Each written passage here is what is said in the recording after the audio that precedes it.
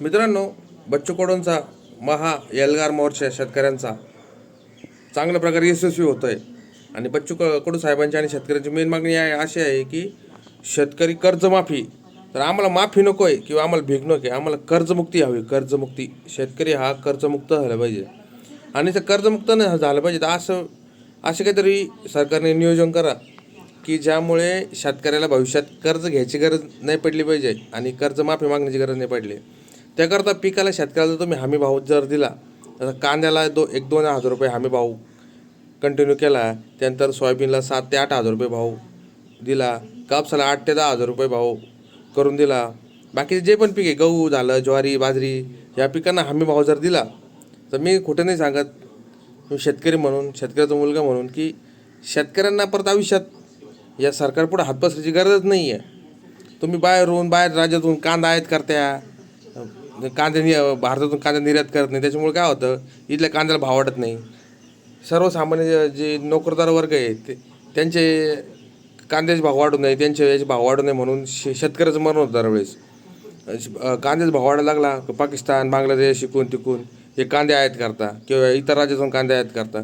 त्याच्यामुळे काय होतं, इथं जे आवक जास्त वाढते आणि इथला कांदा पडतो, मग शेतकऱ्यांचं नुकसान होतं ना. इथं शेतकरी एकरी कांद्याला 70-80 हजार रुपये खर्च करते. त्याच्यातून त्याला काय 4-5 महिन्यामध्ये त्याला फक्त 20 आणि 30 हजार रुपये एकरी मी निघून राहिले, तर काय करावं? काही समजत नाही आहे. त्याच्यामुळं सरकारने असे करा की शेतकऱ्याची जे कांदा असेल, मका पिका, ज्या गोष्टी असेल त्या निर्यात कराव्या, पण आयात करू नये. निर्यात केला तर शेतकऱ्याला आम्ही नाही होतं, आम्हाला 5 आणि 10 हजार रुपये भाव द्या कांद्याला, 2 ते 3 हजार रुपये भाव तर कंटिन्यू द्या. सोयाबीनला आम्ही म्हणतो का आम्हाला 20 आणि 30 हजार भाव द्या, कारण तुम्ही 7 ते 8 हजार रुपये भाव तर आम्हाला करून द्यावं सरकारने. त्याच्यानंतर कापूस आहे, कापूस 6 महिने 7 ते 8 महिने कापूस सांभाळावा लागतो आणि एकरी उत्पन्न किती निघतं? 40 आणि 50 हजार रुपये. म्हणजे 8 महिने 40 आणि 50 हजार रुपये म्हणजे एकरी 4 आणि 5 हजार रुपये शेतकऱ्याला सुटते.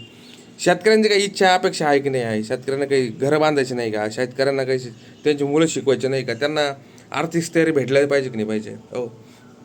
त्याच्यामुळे सरकारने कर्जमाफी कर्जमुक्तीसोबतच शेतकऱ्याला हमी भाव हा चालू करावा आणि जी व्यापाऱ्यांची लॉबी आहे त्यांच्यावर जरा बंधनं घालावा, ज्याच्यामुळे काय शेतकऱ्याचा माल हा पडीक भावात न घेता हा एक थोडा इज्जतीत तरी घ्यावा होणार.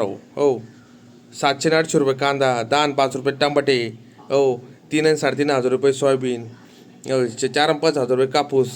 अरे मरायचं, घाम गाळायचा, रक्ताचं पाणी करायचं आणि कवडी मोल्या भावात तुम्ही कांदा हे विकत घ्यायचं आणि इकडे जास्त भावात विकायचं. तर शेतकऱ्यांनी पण कुठंतरी आपली एक लॉबी तयार केली पाहिजे, शेतकरी पण व्यापारी बनले पाहिजे, असं काहीतरी झालं पाहिजे. नंतर काय आहे, शेतकरी वर्षानुवर्ष मरत जाणार आहे. पण सरकारने आता देवेंद्र फडणवीस अभ्यासू माणूस आहे, पण तो विरोधी पक्षात जरा असला ना तरच तो चांगला विरोध करतो, चांगल्या समस्या मांडतो.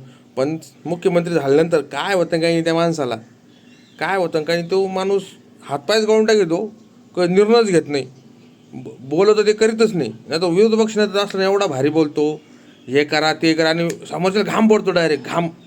पण मुख्यमंत्री झाल्यावर त्याचा घाम कुठे AC मध्ये बदलून जातो, त्याला घामच फुटत नाही.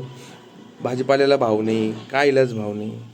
माझी याची इच्छा आहे, सरकारने कर्ज माफी न करता कर्जमुक्ती करून शेतकऱ्याला योग्य सन्मान द्यावा आणि आपलं पिकांना योग्य दरात भाव द्यावे.